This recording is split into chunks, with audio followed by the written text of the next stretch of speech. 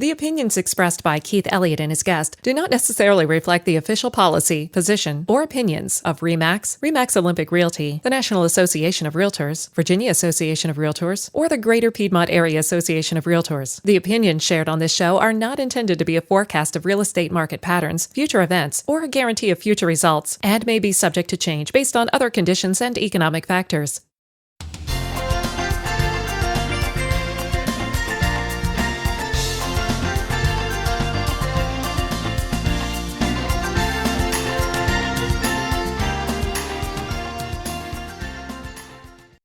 Hi, I'm Keith, and today I'm going to give you some basic tips on how to winterize a vacant home. Now your first question is probably, why do I need to winterize a vacant home? Well, this might be a good thing to consider if you're planning to be out of the area for a while and you don't want to keep the utilities on during the winter months.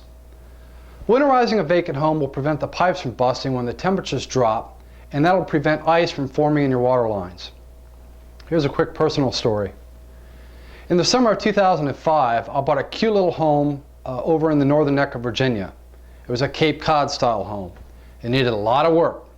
The previous owners lived several hours away, and they used this home as a weekend getaway. Sadly, they didn't winterize the home one winter prior to me buying it, so the water lines in the kitchen ceiling busted, and the water caused the entire ceiling to cave in. Not only that, but the water continued to run for a few days afterwards until a neighbor popped by to check on the place. Now, fortunately for me, I discovered the listing and I got a great deal on it. I also knew what needed to be done to repair those lines, and I had planned on rehabbing the whole home anyway. My point here is, if you take the necessary precautions to winterize a vacant home, you won't have to worry about the cost of repairs down the road, and you might be able to save a little extra money by not keeping the utilities on to heat it. So now let me give you a brief overview of the process involved. I'm not a plumber, I'm just providing information. First, you'll have to identify where the water main line comes into the home. Now, sometimes this is tagged or it's marked, other times it's not. Once you've identified where your main water line is, go ahead and close the valve by tightening it in a clockwise motion. You want to be careful you don't over tighten it because it can get stripped out. Now you'll have to go to your electrical panel and turn off the breaker that provides service to your hot water heater. You'll want to look up a standard garden hose to the base of your water heater, loosen the valve for that, and drain the contents. If you have a sump pump in your home, you could actually let the hot water tank drain into that, and the pump will kick on, and the water will get, when the water gets high enough to trip the float switch, the sump pump will push the water out of your home. After you've done that, it's a good idea to open the drain for the hot and cold water supply lines that go to your clothes washer. Next, you'll want to go around your home and open up all the spigots. I usually start with the upstairs and open up all bathroom fixtures so that water can drain out of the pipes. You'll also want to flush each toilet until there's only a little bit of water left in the tank and in the bowl.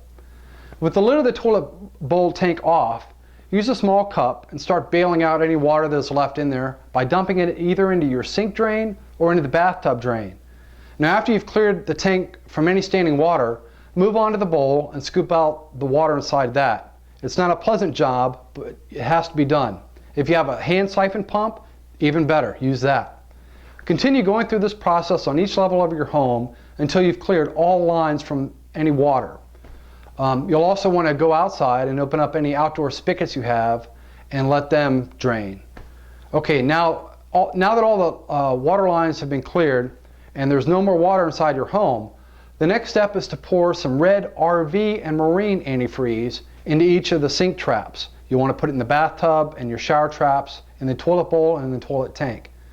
The whole idea of pouring this fluid into these locations is that it'll prevent these areas from busting if any water starts icing up.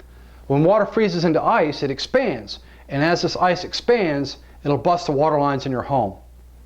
After you've poured the RV and marine antifreeze into all of your traps, you should go around and place masking tape over the faucets and tape the toilet lids down to prevent any unwanted use. If other people will be in your home while you're away, you should tape signs to each faucet and toilet so that others will know the property has been winterized. It's also a good idea to place a sign at your electrical panel noting the power is shut off for the water heater. A few more quick items to mention. If you have access to an air compressor, you could actually blow the lines out using that by forcing air through each line, but keep in mind you may need a special adapter to do this. Also, I've purposely omitted the instruction for removing water out of the dishwasher and the ice maker line that connects to your refrigerator. Because in many cases, the minute the water pressure is lost, these lines will start to clear also. Well, in closing, I just want to thank you for taking time out of your busy day to watch this video. I know I covered a lot.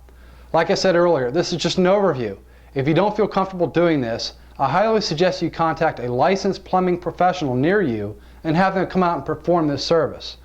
They'll be happy to provide you with more detail and explanations than I can in a short video, and they might be able to mention something else that I might have forgotten. If you've had any experiences related to this topic, I'd love to hear from you. Feel free to send me a private message or leave a comment down below. Thanks for watching and have a great day.